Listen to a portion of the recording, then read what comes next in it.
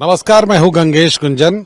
चुनाव आम तौर पर बिहार में ये माना जाता है कि महागठबंधन और एनडीए के बीच में, लेकिन इसके बीच में जो हम आपको बताने जा रहे हैं वो ये है कि इसका एक तीसरा कोण भी है जो महत्वपूर्ण है, जिससे राजनीतिक संवाद हो रहा है और जिससे राजनीतिक संदेश भी मिलेगा।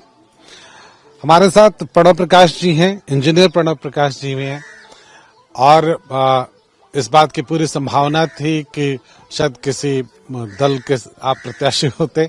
आपका बहुत स्वागत है हमारे चैनल पर।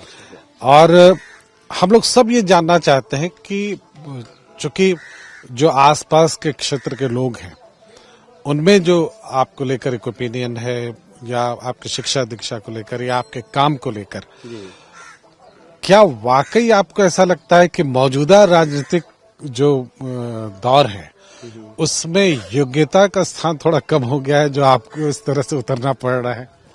नहीं, मेरा मानना है कि योग्यता हमेशा काम आता है।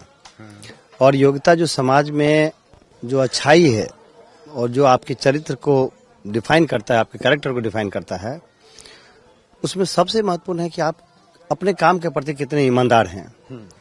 तो मैंने अभी तक अपने कैरियर में 20 वर्ष का कॉर्पोरेट एक्सपीरियंस रहा, मेरा देश विदेश में काम करने का अनुभव रहा है, तो मैं अपने काम के प्रति ईमानदार रहा। ये बहुत इम्पोर्टेंट है। जैसे हम लोग थोड़ा इसी आंगन में टहलते हुए बात कर रहे हैं। जी। ये इम्पोर्टेंट है क्योंकि आप जो बोल रहे हैं आपने देश दुनिया देखी है। जी। और इसके बाद आप यहाँ तक पहुंचे, तो एक सपना, जब हम लोग भी जब दिल्ली में पत्रकारिता करते थे तो लगता था अपने क्षेत्र में जाएंगे तो कुछ ऐसा करेंगे, कुछ वैसा करेंगे। बिल्कुल। क्या वो सपने इस जमीन पर उतारने की जिद है? बिल्कुल वही जिद है, बिल्कुल वही जिद है। और ये जिद काफी मजबूत इरादे के साथ ये जिद लेके आया हूं मैं। और मैं ग्रास रूट लेवल पे काम कर रहा हूं। और जो सरजमीनी मुद्दे हैं, जो मुद्दे आम लोगों के जीवन को प्रभावित कर रहे हैं, उन मुद्दों पे मैं राजनीति कर रहा हूं। और मुझे खुशी है कि इतने कम समय में भी लोगों ने इस चीज को हाथों हाथ लिया है। हम दिखाना चाहेंगे, पीछे देखिए यूथ है, उनके पीछे यूथ खड़े हैं, और ये अपने आप में बड़ी बात है। जब आप अपनी पहचान को लेकर यूथ के बीच में जाते हैं और यूथ का एक्सेप्टेंस मिलता है तो बहुत निर्णायक होता है वो। और वो सिर्फ निर्णायक इस दौर के लिए, मतलब इस समय के लिए नहीं है, बल्कि इस दौर के लिए होता है। किस तरह से देखते हैं?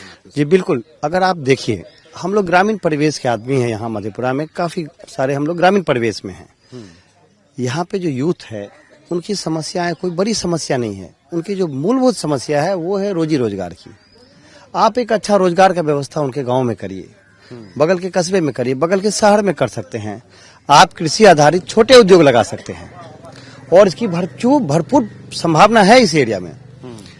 यहाँ पे मकई का जबरदस्त खेती है हमारे पास। हमारा मकई का फसल उपज, हमारे कामगार युवक, हमारे बैंकों के में जमा पूंजी। और फैक्ट्री कहाँ है? सूरत में। फैक्ट्री कहाँ है? अन्य बड़े शहरों में, पानीपत में। तो मेरा ये मानना है कि ये सही समय है कि विकास जो है वो सिर्फ शहरों तक सीमित ना हो, विकास इन गांवों में आए। ये जो आप ग्रामीण परिवेश देख रहे हैं, विकास यहाँ पे पहुंचे। जो जरूरत है स्वास्थ्य सुविधाएं की, वो यहाँ पे भी स्वास्थ्य सुविधाओं की जरूरत है। जो एक अच्छी स्कूलिंग की व्यवस्था है वो इस ग्राम के भी बच्चे को वो डिजर्व करते हैं। एक डेमोक्रेटिक सिस्टम में जब हम इक्वलिटी की बात करते हैं, जब हम समाजवाद की बात करते हैं, तो हम बात करते हैं इक्वलिटी ऑफ अपॉर्चुनिटी की बात करते हैं कि जो अवसर है वो बराबरी का अवसर मिले, सबको मिले। तो इनमें जो बच्चे यहाँ इस गांव में हो रहे हैं, उनकी पढ़ाई लिखाई की व्यवस्था अगर आप देखें और बड़े शहरों की पढ़ाई लिखाई की व्यवस्था देखें तो जमीन आसमान का फर्क है। तो प्रणव प्रकाश इन्हीं मुद्दों को लेकर आया है। लेकिन एक इम्पोर्टेंट है, जी आप एक तीसरा कोण निकाल रहे हैं। हाँ। जनसुराज भी एक प्रयास कर रहा है। जी। क्या आपको लगता है कि कोई बैनर ही जरूरी है या इंडिपेंडेंट भी? नहीं, मैं इस बात का इस बार गवाह हूँ कि ये मिथक मधेपुरा में ही टूटेगा। हाँ। ये जो मिथक है वो मधेपुरा में ही टूटेगा कि इंडिपेंडेंट के लिए सिस्टम में जगह नहीं है। ये मिथक टूटेगा और कई बार ये मिथक टूटा है। आप बगल के धमदाहा को देख लीजिए, धमदाहा, बगल के धमदाहा में ये मिथक टूटा और मधेपुरा में भी। सबसे बड़ी बात है कि राजनीति में विश्वसनीयता होनी चाहिए आपके चेहरे पे, कि आपके काम की ईमानदारी होनी चाहिए। आपके साथ जो लोग हैं वो कर्मठ और सच्चे लोग होने चाहिए। अगर आप इन चीजों को मिला लेते हैं, जमा कर लेते हैं, तो फिर कोई ताकत आपको नहीं पीछे कर सकता है। ये मेरा मानना है। हाँ, एक इम्पोर्टेंट फैक्टर जो आपके पक्ष में है, शायद उस पर आप रिलीफ महसूस करेंगे जी, कोई एंटी इनकम्बेंसी फैक्टर आपके साथ नहीं जुड़ सकता, वो चाहे बीजेपी का हो, एनडीए का हो, या आपके अभी के एमएलए। जी हाँ, जी हाँ, जी हाँ। आप इस बात को आपने बिल्कुल सही कहा है कि मेरे पक्ष में कोई एंटी इनकम्बेंसी नहीं है। मेरे पक्ष में कोई एंटी इनकम्बेंसी नहीं है, लेकिन जो मेरे पक्ष में काम कर रहा है वो है समाज के लोगों का विश्वास और आशा की किरण जो देख रहे हैं कि इसी सरजमीन का लड़का देश दुनिया में घूम के आया है, देश दुनिया की चीजों को समझ के आया है और अपने जीवन की सुख सुविधाओं को छोड़कर, महानगर की सुख सुविधाओं को छोड़कर गांव गलियों में घूम रहा है, तो ये एक विश्वसनीयता बना रहा है लोगों के बीच में। लोग इस पे विश्वास कर रहे हैं कि ये हमारी समस्याओं को समझेगा और सिर्फ समझेगा ही नहीं, समाधान भी निकालेगा। 3 फैक्टर हम जो कंक्लूजन निकालेंगे वो अपनी जगह पे है, हम लोगों ने जो बातचीत की है वो अपनी जगह पे है। 3 फैक्टर जो आपको लगता है कि जो आपके पक्ष में है और जिससे आप जीत के करीब हैं। जी बिल्कुल। पहला ये है कि जो युवा वर्ग है, यूथ है, उनसे मेरा एक बेहतर संवाद स्थापित है और बड़ी संख्या में यूथ हमारे साथ कनेक्ट हो रहे हैं।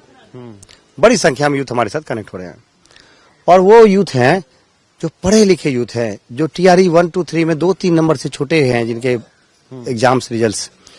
तो एक बड़ा वर्ग है युवा का जो चाहता है आगे बढ़ना। ये है पहली बात जो मेरे पक्ष में मैं समझता हूँ। दूसरी बड़ी बात मैं समझता हूँ कि मैंने कई सारे बैरियर्स तोड़े हैं। वो बैरियर्स क्या हैं? वो बैरियर्स हैं, ये जो आप समूह देख रहे हैं, इसमें तमाम जाति वर्ग के लोग हैं। इसमें तमाम जाति वर्ग के लोग हैं हमारे साथ।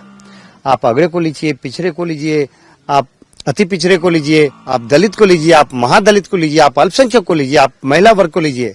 तो जो समूह मैंने तैयार किया है उसमें तमाम वर्गों का प्रतिनिधित्व है और तमाम वर्ग साथ में आ रहे हैं।